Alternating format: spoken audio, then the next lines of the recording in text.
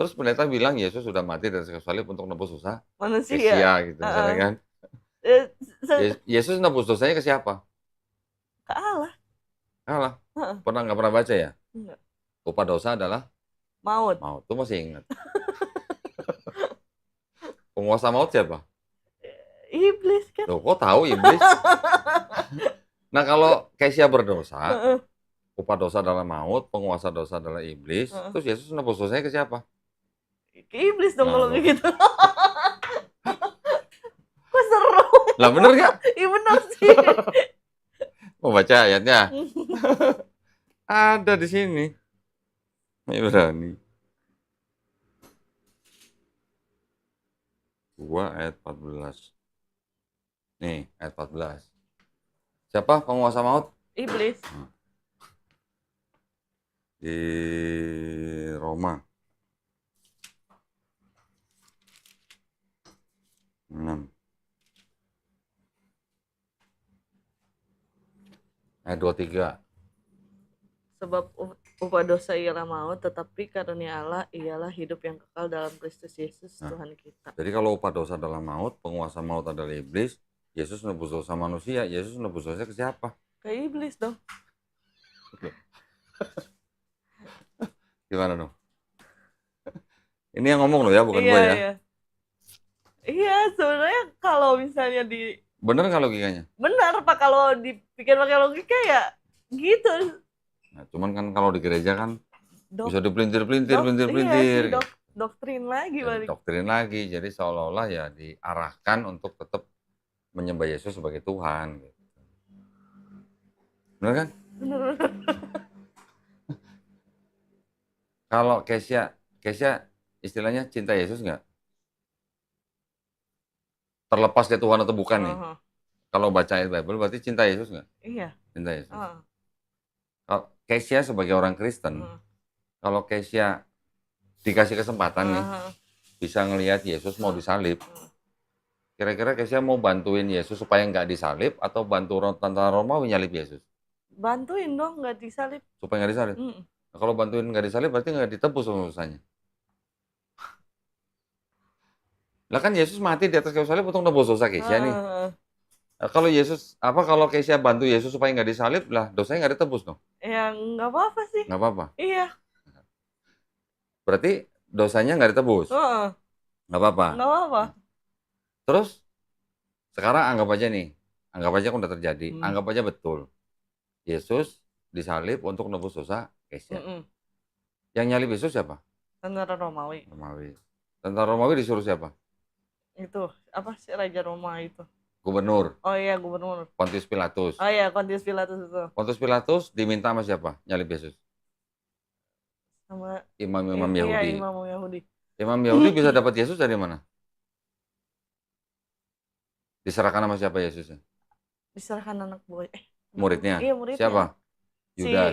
Si Yudas Iskariot Kan, yang dia mati. Ya. Yudas Iskariot sebelum menyerahkan Yesus dibisiki sama siapa? Iblis. Oh, kok tahu? Tahu kan ada bilangnya.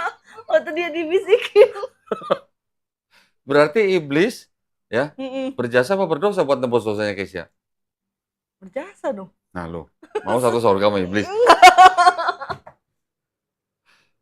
Bener nggak? Iya benar. Iblis membisiki Yudas. Yudas menyerahkan Yesus ke Imam Yahudi. Imam Yahudi minta Pontius Pilatus. Pontius Pilatus nyuruh tentara Romawi untuk apa? Untuk nyalib Yesus. Supaya apa? Supaya dosanya Kesia ditebuskan. Betul. Berarti iblis, Yudas, Imam Yahudi, Pilatus sama tentara Romawi itu semuanya berjasa apa berdosa? Berjasa dong. Buat Kesia gitu. Berjasa dong. Nah kalau nggak ada iblis kan nggak ditebus dosanya. Logis nggak gitu? Logis sih. Nggak, maksudnya ajaran itu logis nggak? Oh enggak. Nah. Ajarannya nggak logis. Cuman kalau diurutin yang berjasa malahan si iblis ya iya benar. Nah iya, makanya. Murid-murid Yesus, waktu Yesus ditangkap, lari atau kemana? Lari nggak? Lari, kan ada yang sampai menyangkal. Iya, Petrus. Lari semua kan? Iya. Kenapa lari? Berarti mereka tahu nggak Yesus bakal nebus dosa murid-muridnya? Tahu. Kira-kira. Kalau tahu masa lari? Enggak tahu. Nggak tahu. Ya kan? Kalau tahu kenapa mesti dia takut dan dia lari gitu? Iya betul. Apa mereka mau disalib juga? Enggak sih. Enggak dong. Karena kan yang bakalan itu Yesus. Maria waktu di bawah salib Yesus, kira-kira menurut Kesia nih, kalau lihat gambar, lihat foto lah, lihat lukisan gitu. Kira-kira Maria yang di bawah salib Yesus itu lagi ngeliat Yesus tuh lagi nangis apa ketawa? Lagi nangis. Kenapa? Anaknya disalib. Mm-mm. Sedih dong. Iya. Berarti Maria tahu nggak dosanya Maria ditebus sama Yesus? Enggak.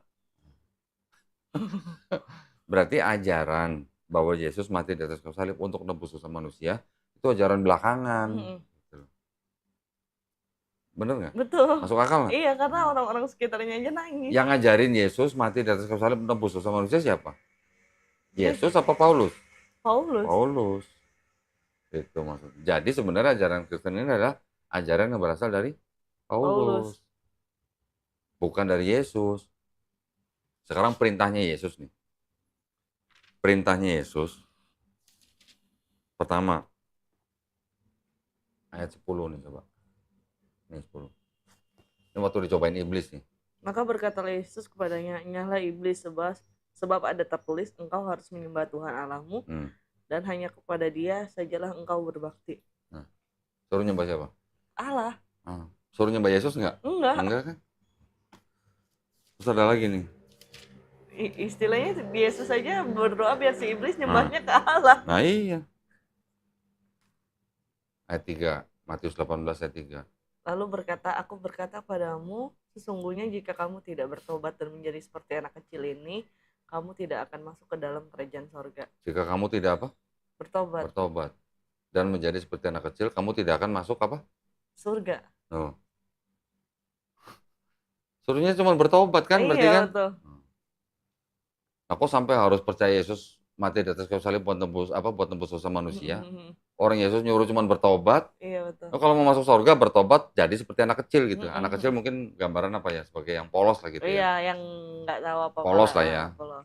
Bertobat dan seperti anak kecil baru masuk kerajaan surga. Ada nggak Yesus bilang, lu kalau nggak percaya gue sebagai Tuhan, mati di atas kayu salib buat tembus dosa manusia nggak bakal masuk surga? Nggak ada.